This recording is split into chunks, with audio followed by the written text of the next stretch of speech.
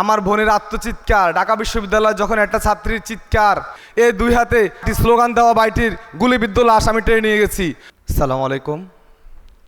শুরুতে কৃতজ্ঞতা প্রকাশ করব এই 24শে গণ অভ্যুত্থানে যে সকল শহীদদের আত্মত্যাগের জীবনের বিনিময়ে আমরা আজকে দ্বিতীয়বারের মতন একটি স্বাধীন দেশের মধ্যে সবাই মন খুলে কথা বলতে পারছি, তাদের প্রতি কৃতজ্ঞতা প্রকাশ করব যারা আমাদেরকে কথা বলার সুযোগ করে দেওয়ার জন্য। হয়তোবা আজকে আমরা এখানে কথা বলার সুযোগ পেতাম না যদি এই স্বৈরাচার পতন করা না সম্ভব হতো। আমরা কারাগারে ছিলাম, কারাগারে থাকতাম, হয়তোবা আমাদের কারো যাবজ্জীবন জেল হতো, কারো দীর্ঘদিন আমরা যারা আহত ছিলাম তারা বোবা বিছানায় পড়ে থাকতাম। তাই যারা আমাদের কথা বলার সুযোগ করে দিয়েছেন, আমাদের কথা বলার সুযোগ করে দেওয়ার জন্য কালের ধ্বনি এবং ইমরান মাহফুজ ভাই সহ সংশ্লিষ্ট যারা আছেন তাদের সকলের প্রতি আমাদের লেখক এবং আহত এই স্বৈরাচার বিরুদ্ধে আন্দোলনে অংশগ্রহণ করা সকলের প্রতি আমরা কৃতজ্ঞতা প্রকাশ করছি।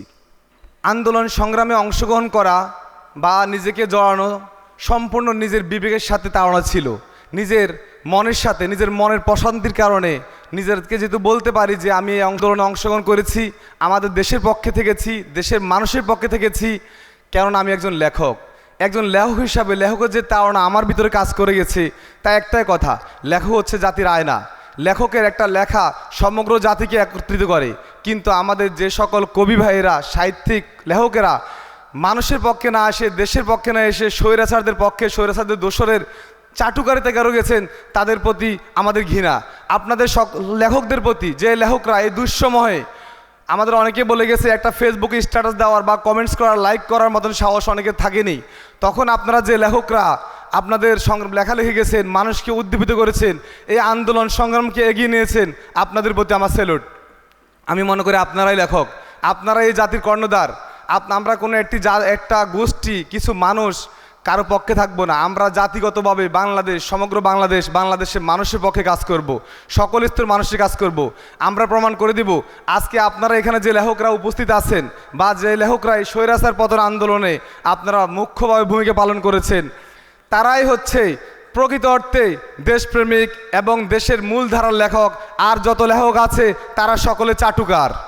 সম্মানিত উপস্থিতি, আন্দোলন সংগ্রামগুলোতে আসার গল্প যদি বলতে হয়, যখন দেখতেছি আমার ভাই, আমার বোনের আত্মচিৎকার, ঢাকা বিশ্ববিদ্যালয় যখন একটা ছাত্রীর চিৎকার, বাঁচাও বাঁচাও, আমার ভাইয়ের যখন গুলিবিদ্ধ লাশ, আমার ভাইয়ের যখন আত্মচিৎকারের বুক ফেটে যায়, তখন মনে হয়েছে আমি যদি ঘরে বসে থাকি তাহলে কখনো বিপ্লব হবে না, আন্দোলন হবে না। কেননা আমি মনে প্রাণে বিশ্বাস করি বিপ্লব কখনো ফেসবুকে একটা পোস্ট দেওয়ার মাধ্যমে, ঘরে বসে কিছু কথা বলার মাধ্যমে কখনো বিপ্লব সংগঠিত হয় না।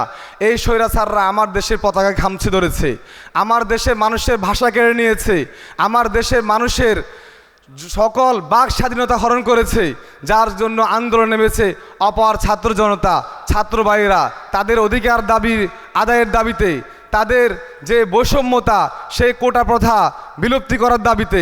আমার কাছে মনে হয়েছে আমি একজন লেখক, আমিও তাদের সাথে সম্পৃক্ত হব। যদি আমার ইতিহাস বলতে যাই, আন্দোলন সংগ্রামের ইতিহাস বলতে চাই, একদিনও বলা শেষ হবে না। তারপরে যে কিছু কথা বলি, এই দুই হাতে আমি লাশের শাড়ি টেনেছি, এই দুই হাতে আমার সাথে থাকা আমার ভাইটি, স্লোগান দেওয়া বাইটির গুলিবিদ্ধ লাশ আমি টেনে নিয়ে গেছি। 16-17 বছরের সন্তানের এক বাচ্চার লাশ আমি যখন টেনে নিয়ে যাই, সেই লাশ যখন তার মায়ের হাতে তুলে দিই, তার যে আত্মচিৎকার, তখন বাকরুদ্ধ হয়ে গেছি, মনে হচ্ছে ক্রমায় চলে গেছি। তখন যতক্ষণ, বিশ্বাস করবেন কিনা জানি না, তখন যতক্ষণ আমি বাসার মধ্যে থাকতাম মনে হতো আমি আমার বিবেকের সাথে প্রতারণা করতেছি, আমার দেশের সাথে প্রতারণা করতেছি, দেশের মানুষের, ছাত্র ভাইদের সাথে প্রতারণা করতেছি। আমার ভাইয়েরা গুলি খেয়ে মরতেছে, আন্দোলন সংগ্রামে আহত হচ্ছে, নিহত হচ্ছে, কারাবরণ করছে, আর আমি বাসায় বসে আছি। তখন আমার বিবেক আমাকে তাড়না দিত। আন্দোলন সংগ্রামে থেকে গেছি, সকলের সাথে সংগ্রাম করে গেছি। আমি 21শে জুলাই গ্রেপ্তার হই।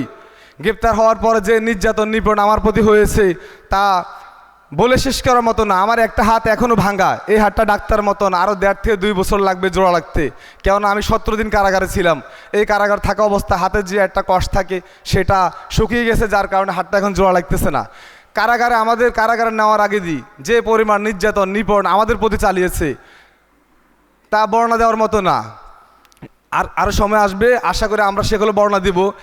এই স্বৈরাচারের পেশিবাদ সরকাররা এত বেশি নির্যাতন নিপীড়ন করেছে যে একটু আগে অনেকে বলেছে যারা কলেজের ছাত্রদেরকে, যারা সব কলেজে ভর্তি তাদেরকে নিয়ে গেছে, সেগুলো খুব স্বাভাবিক।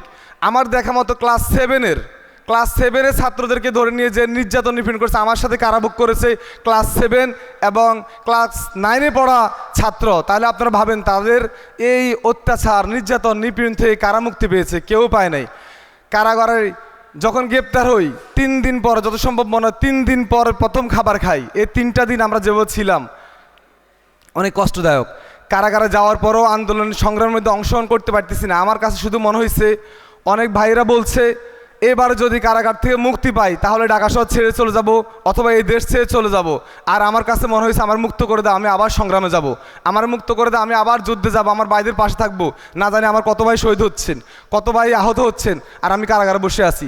তখনও কারাগারে বসে আমি লেখা লিখছি, আন্দোলন সংগ্রামকে উজ্জীবিত করার জন্য লিখছি, উত্তাল উত্তাল দেশব্যাপী একাকার, মসনদ নরবর আতঙ্কিত স্বৈরাচার।